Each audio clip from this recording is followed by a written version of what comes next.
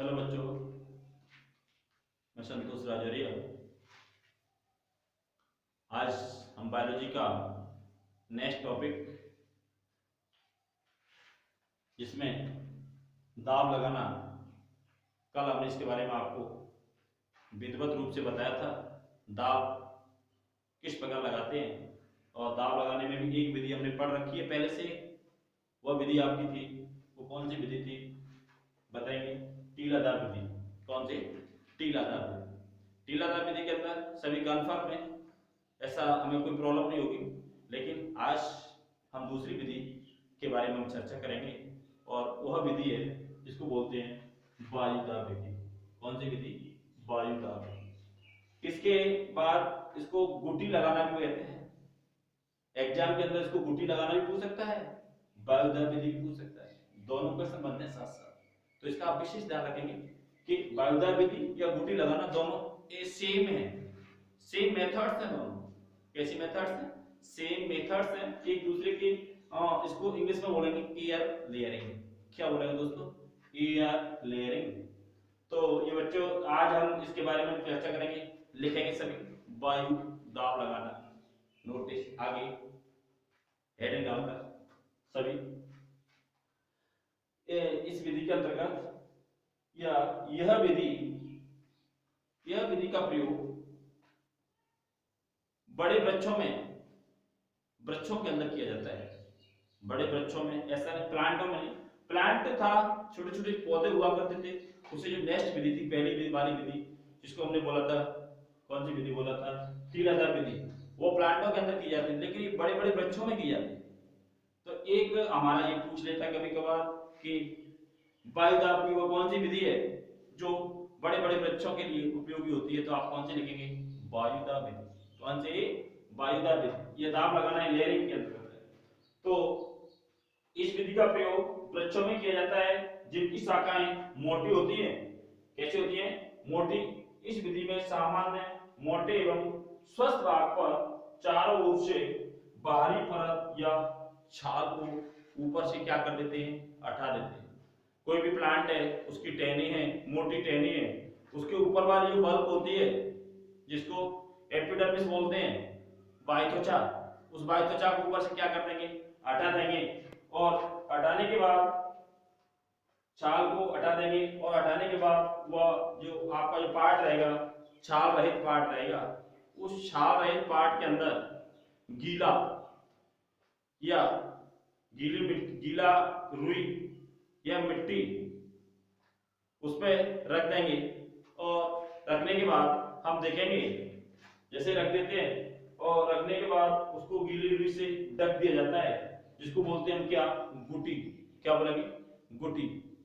तो आपसे पूछा था गुटी क्या है, तो गुटी में आप पहले हम बता देंगे गुटी क्या है कि जो बड़े बड़े वृक्ष होते हैं, उस बड़े बड़े वृक्षों के अंदर जो टहनियां होती हैं, उन टहनियों को हम क्या करेंगे बच्चों? टहनी के ऊपर वाला पार्ट है ना, जैसे माना कोई टहनी है, माना सपोज करना है ये कोई टहनी है, इसका ऊपर वाला पार्ट है हमने हटा दिया, यहां से अपना हटा दिया ना। अब ये हटाने के बाद इसके ऊपर नमी युक्त या कोई मिट्टी और या रुई वगैरह क्या कर देंगे? डाल देंगे, जिससे क्या होगा? उसकी नमी बनी रहेगी उसके अंदर। तो जैसे ही नमी बनी रहती है तो हम देखेंगे कुछ समय के बाद क्या होगा, फिर इसको गुटी बोलते हैं, ढके हुए पार्ट को। गुटी पर चित्र अभी हम बनाएंगे इसके बारे में।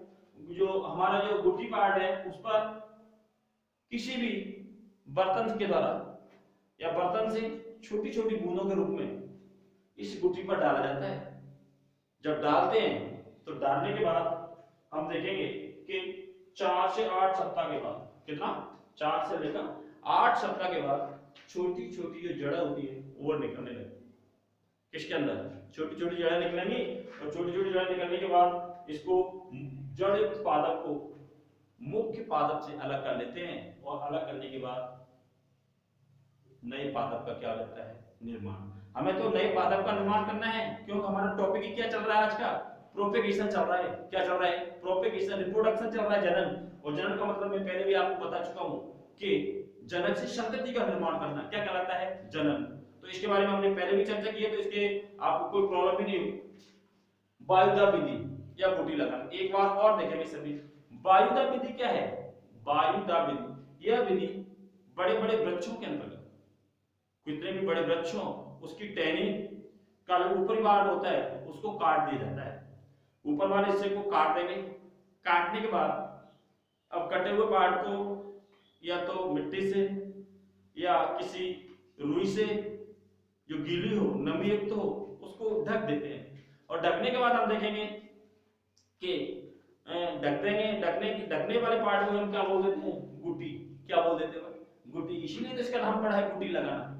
तो ऐसी स्थिति में फिर उस गुटी पर किसी भी बर्तन के द्वारा उसके अंदर ऊपर पानी भर दिया जाता है और पानी की छोटी छोटी बूंदें उस गुटी पर गिरती हैं और गुटी पर गिरने के बाद जड़ें उत्पन्न हो जाती हैं। और जड़ें उत्पन्न होंगी तो ऐसी स्थिति में जड़ युक्त पार्ट मात्र पादप से या मात्र वृक्ष से उस टहनी को क्या कर लेते हैं, अलग कर लेंगे।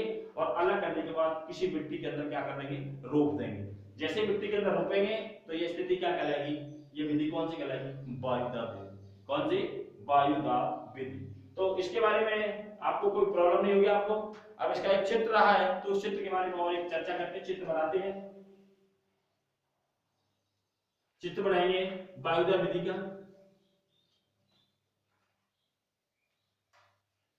सभी बच्चे चित्र बनाएंगे एक साथ।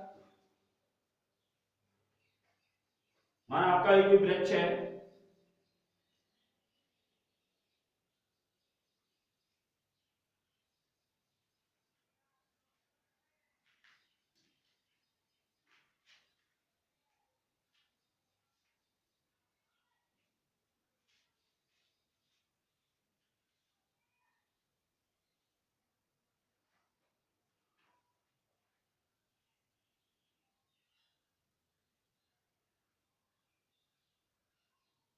चित्र देखेंगे। माना ये आपका कोई टहनी की, हमने ऊपर वाले जो बोला था कि बाह्य त्वचा है उसको हटाया हमने, और हटाने के बाद यहाँ पर क्या लगा दी थी, नमी युक्त रुई।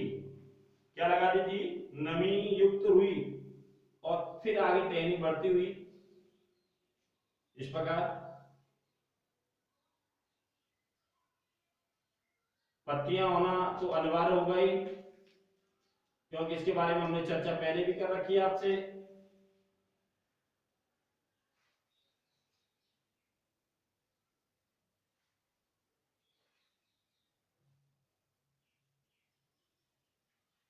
तो इसे हम क्या बोल देंगे, गुटी।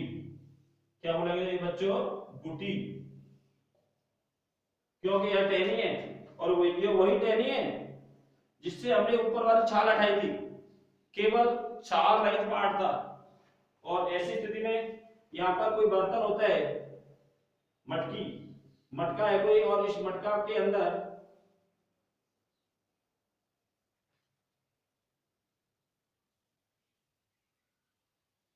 इस मटके को या किसी बर्तन को यहाँ पर बांध देते हैं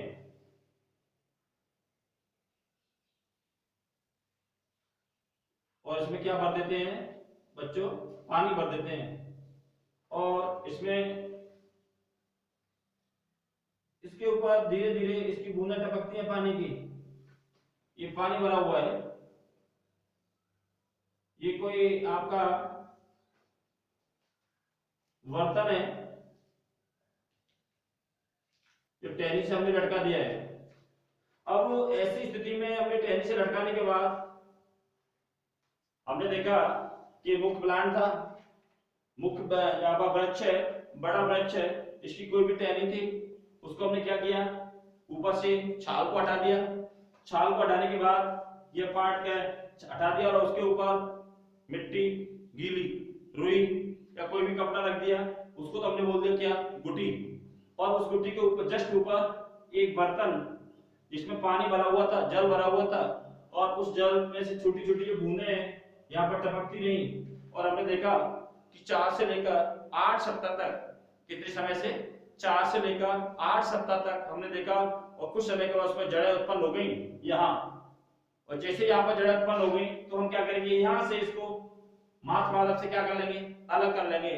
और अलग करने के बाद कहीं दूसरी जगह पर इसको क्या करेंगे, रोपित कर देंगे। और रोपित करने पर हम देखेंगे कि हमारे नए पादप का क्या होगा, निर्माण। यह विधि कौन सी कहलाई भाई, गुटी लगाना विधि। कौन सी विधि? गुटी लगाना, गुटी लगाना। इस विधि में कोई प्रॉब्लम नहीं आनी चाहिए। बताओ कोई प्रॉब्लम है तो आप बता सकते हैं, एग्जाम के अंदर पूछ लेता है बच्चों के अंदर कौन सी विधि प्रयोग में लाई जाती है, आप लिखेंगे सीधी गुटी लगाना। कौन सी विधि? गुटी लगाना। इसके बाद एक दूसरी विधि है, वो है आपकी रोपण। क्या है? रोपण। तीसरे नंबर की विधि रोपण विधि, जिसको इंग्लिश में बोलते हैं ग्राफ्टिंग। क्या बोलेंगे? Grafting methods. तो इस ग्राफ्टिंग मेथड्स के अंदर हम कल पढ़ेंगे। ठीक है बच्चों, कल इसके बारे में हम चर्चा करेंगे, रोपण क्या है। थैंक्स, धन्यवाद।